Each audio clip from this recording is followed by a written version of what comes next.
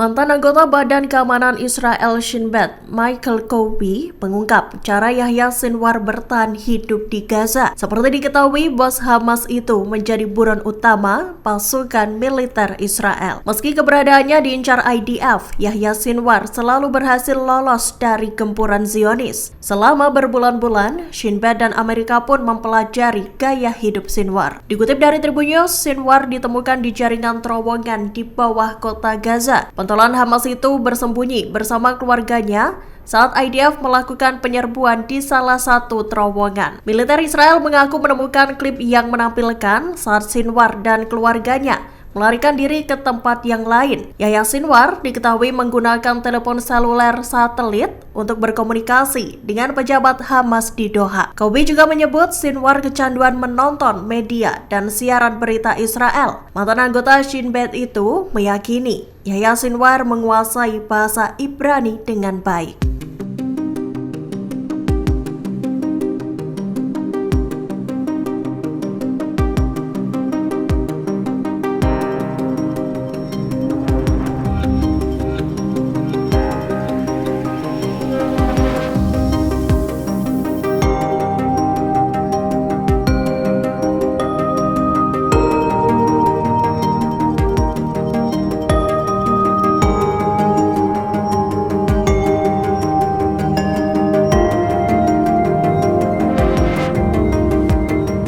Faksi-faksi Palestina menyerukan agar rakyatnya di tepi barat mempertahankan wilayahnya saat bentrokan berkecamuk. Diketahui sejumlah faksi perlawanan tepi barat sedang berhadapan dengan pasukan Israel di Jenin, Tulkarem, dan Tubas. Dikutip dari Tribun News, Komite Pasukan Nasional dan Islam di Gaza yang terdiri dari Hamas, Gerakan Jihad Islam Palestina atau PIJ, dan beberapa faksi lainnya menyerukan pada rakyat Palestina untuk melawan Israel. Komite tersebut juga berduka cita atas tewasnya warga di tepi barat pada 27 Agustus 2024 lalu. Otoritas Palestina dan Badan Keamanan didesak untuk menjalankan tugasnya dalam melindungi rakyat Palestina. Komite tersebut lantas menyerukan pada warga untuk memobilisasi diri untuk konfrontasi umum. Dalam pernyataan terpisah, Hamas meminta warga Palestina untuk meningkatkan perlawanan terhadap pasukan Zionis.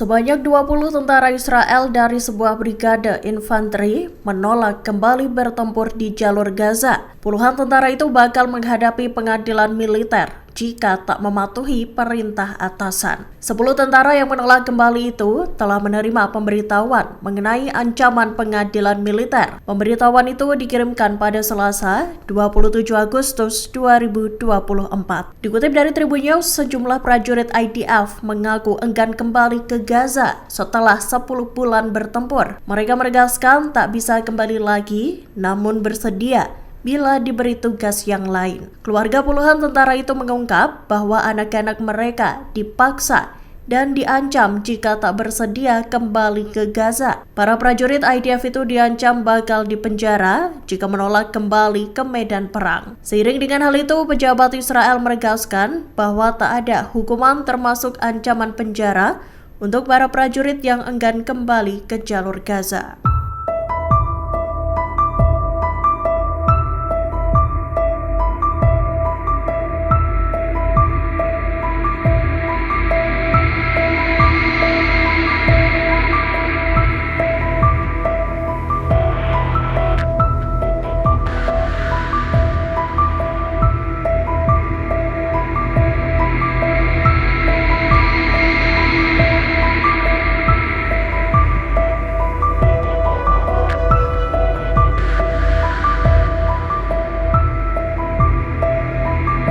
Pasukan Israel mencegah tim medis Masyarakat Bulan Sabit Merah Palestina atau PRCS untuk memasuki Kamp Nur Syams Tulkarem tepi barat. Hal tersebut terjadi saat pasukan Zionis menyerbu kamp dan menewaskan sejumlah warga sipil Palestina. Dikutip dari Tribun News, sejak Selasa 27 Agustus 2024 malam, tentara Israel menutup seluruh pintu masuk ke kamp pengungsian Nur Syams.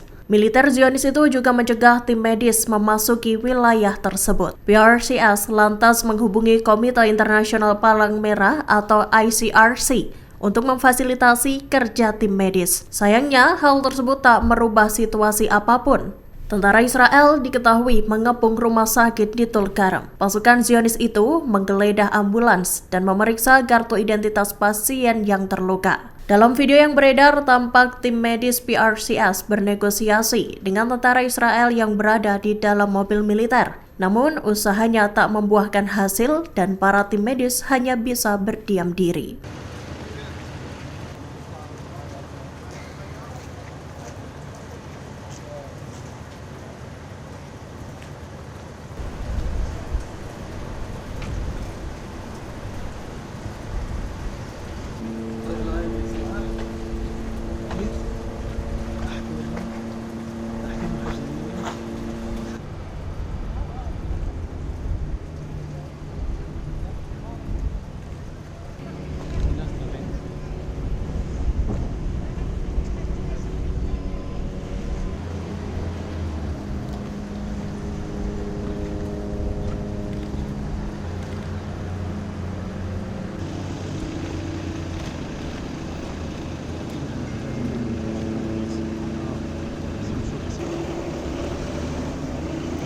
Pertemuan darurat digelar oleh Ketua Demokrat Yair Golan yang muak dengan pemerintahan Benyamin Netanyahu. Ia menggelar pertemuan darurat bagi para pemimpin oposisi untuk membahas aksi pemakzulan Perdana Menteri Israel. Pengumuman itu dibagikan dalam bentuk rekaman video di akun X pribadi Golan, Rabu 28 Agustus 2024.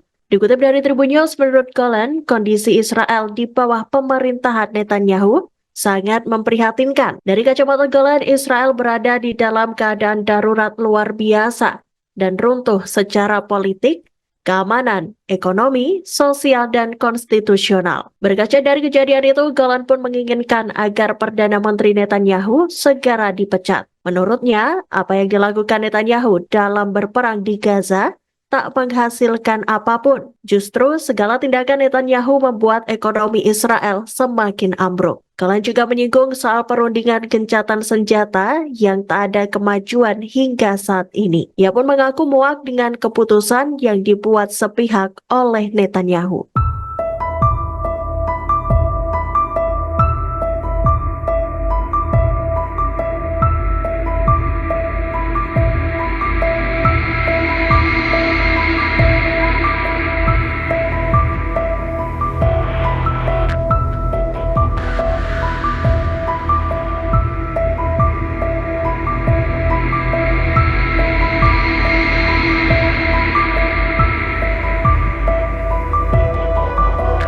Pasukan Israel alias IDF mengintensifkan operasi militer mereka di wilayah utara tepi barat. Serangan masif itu dilakukan militer Israel pada Kamis 29 Agustus 2024 dini hari. IDF menargetkan sejumlah kamp dan kota yang menjadi tempat warga Palestina mengungsi. Diketahui serangan IDF itu telah memasuki hari kedua yang menyebabkan banyak korban jiwa, luka-luka, dan kerusakan yang meluas. Dikutip dari Tribun News, kamp pengungsi Nur Syams yang ada di timur Tulkarem menjadi pusat serangan skala besar. IDF meratakan banyak bangunan rumah di dalam kamp tersebut. Selain itu, agresi yang dilakukan Israel juga merusak saluran air. Padahal warga Palestina mengalami kesulitan air bersih sepanjang perang bergejolak. IDF sendiri mengaku tak sengaja merusak saluran air tersebut. Selain di Tulkarem, serangan besar-besaran juga terjadi di Tubas. Pasukan Zionis merusak sebuah masjid di Kamp Al-Farad, selatan Tubas, selama agresi berkelanjutan itu. Sumber-sumber Palestina melaporkan IDF mengebom fasilitas di bawah Masjid Abu Bakar Al-Shiddiq di kamp tersebut. Pengeboman itu menyebabkan kerusakan dan kebakaran di Masjid Abu Bakar Al-Shiddiq.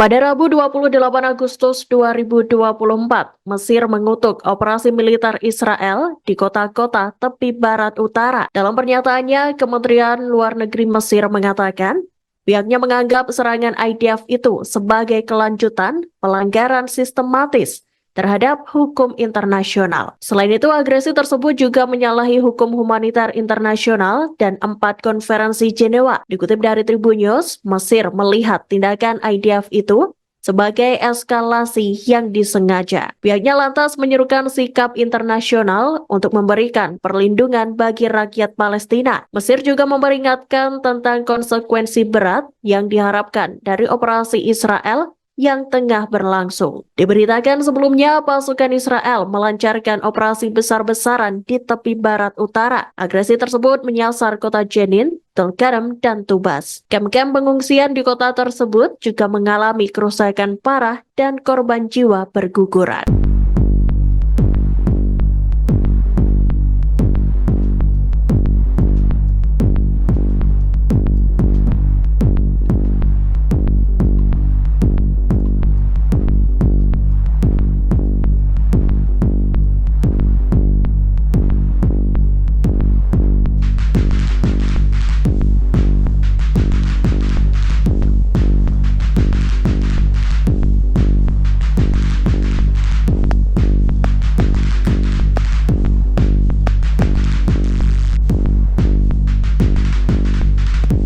Download Tribun X sekarang, menghadirkan lokal menjadi Indonesia.